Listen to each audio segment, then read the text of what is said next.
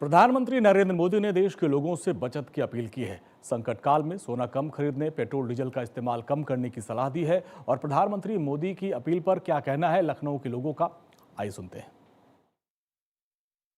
देश के प्रधानमंत्री नरेंद्र मोदी ने देश की जनता के साथ साथ मंत्री और अधिकारियों से भी एक अपील की है कि जरूरत ना हो तो अपने निजी वाहनों का प्रयोग ना करें।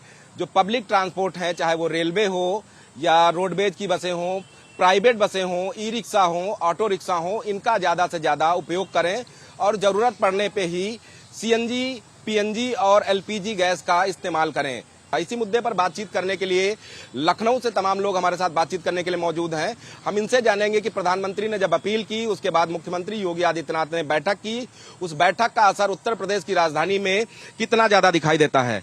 सर, सबसे पहले आपसे समझना चाहेंगे, प्रधानमंत्री ने कहा कि पब्लिक ट्रांसपोर्ट का इस्तेमाल करें। इससे जाहिर सी बात है कि जो ऑटो रिक्शा चालक हैं उनको रोजगार ज्यादा मिलेगा, सवारियां ज्यादा मिलेंगी, बसों में ज्यादा सवारियां होंगी, सड़कों पर जो जाम लगता है वो भी कम होगा। कैसे देखते हैं? देखिए, देश के प्रधानमंत्री जी ने देश हित में जो आह्वान किया है वो पूरी देश की जनता ने उसको स्वीकारा है। खुद देश के प्रधानमंत्री जी ने उसको स्वीकारा। हम सबने देखा कि 2 गाड़ियों के काफिले के साथ वो जो 30 गाड़ियों का काफिला प्रधानमंत्री का होता है वो 2 गाड़ियों पे आ गया। हम जिस जगह खड़े हैं लखनऊ में, हमारे सांसद राजनाथ जी ने भी अपने काफिले को कम किया। नितिन गडकरी जी ने अपने को देखा कि हम बस में वो सफर कर रहे हैं।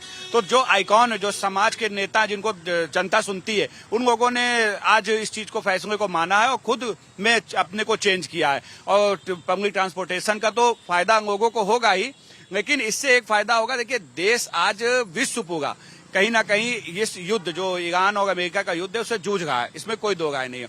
और हमने देखा पूर्व में भी, जैसे कोरोना महामारी थी, उस समय पूरा विश्व जब जूझा था, लेकिन हमारे भारत की अर्थव्यवस्था इसलिए नहीं रुकी थी क्योंकि देश की जनता ने मोदी जी के साथ, पूरी अपनी 140 करोड़ जनता उनके साथ खड़ी हो गई थी। नहीं, बिल्कुल हमें अपने देश के साथ खड़ा होना चाहिए। देश के प्रधानमंत्री की बात माननी चाहिए। मैं भी सभी से आह्वान करूंगा कि सभी लोगों को इस चीज की बात माननी चाहिए। मैं भी कार से चलता हूं, लेकिन मैं आज ऑटो के माध्यम से जो है आज यहाँ पे आया। और अभी मैंने देखा, आज सुबह एक वीडियो चल रहा था कि जो है महाराष्ट्र के जो मुख्यमंत्री हैं देवेंद्र फडणवीस जी, वो अपने लोगों के साथ में जो है बुलेट से आए। तो जब देश में हम लोग अगर देश के साथ नहीं खड़े होंगे तो हम किस तरीके से अपने आप को स्वस्थ और अच्छा महसूस करेंगे। बस इसी लिए देश के प्रधानमंत्री को की बात को मानना चाहिए, सभी को मानना चाहिए। यही मैं भी निवेदन करता हूँ। बात सही है तो हमें मानना चाहिए। कहीं ना कहीं हर देश इस संकट से जूझ रहा है। कोई एक भारत देश इकलौता देश नहीं है जो इस संकट में आया है। सभी देश, देखिए, हम सभी लोग इनकी बातों को मानते हैं और मानना भी चाहिए। जहां पर राष्ट्र की बात आएगी तो हम लोगों को जो अगर पैदल भी चलना होगा तो हम लोग पैदल भी चलेंगे, और सबको मानना भी चाहिए। कुछ लोग हैं फर्जी, इधर उधर की बातें करते रहते हैं। ठीक है, नहीं मानते हैं, वो कभी नहीं मानेंगे क्योंकि उनको देश से प्रेम नहीं है। उनको सिर्फ अपनी रोटी देखनी है बस। तो इसलिए हम सभी राजनेताओं से भी ये अपील करते हैं और कहते हैं कि आपके साथ अगर 20 गाड़ी चल रही है, 10 गाड़ी चल रही है, और आप अगर ठीक से देखेंगे तो एक गाड़ी में 3 ही लोग बैठे रहते हैं। तो 3 गाड़ी लेके चलें, उसमें सब लोग एडजस्ट हो जाएंगे। 7 गाड़ी खड़ी कर देंगे, 7 गाड़ियों का तो बचेगा कुछ। तो ऐसे ही हम सभी लोगों को मानना चाहिए। अगर 1-2 किलोमीटर की दूरी है तो हम वहां पर पैदल भी जा सकते हैं। और हम सभी युवाओं से भी ये आग्रह करते हैं कि रात में जो बिना काम के फर्जी इधर उधर जो घूमते रहते हैं, गाड़ियां लेके हु हा करते हैं, वो लोग भी इन सब चीजों को माने, इन सब चीजों को लागू करें।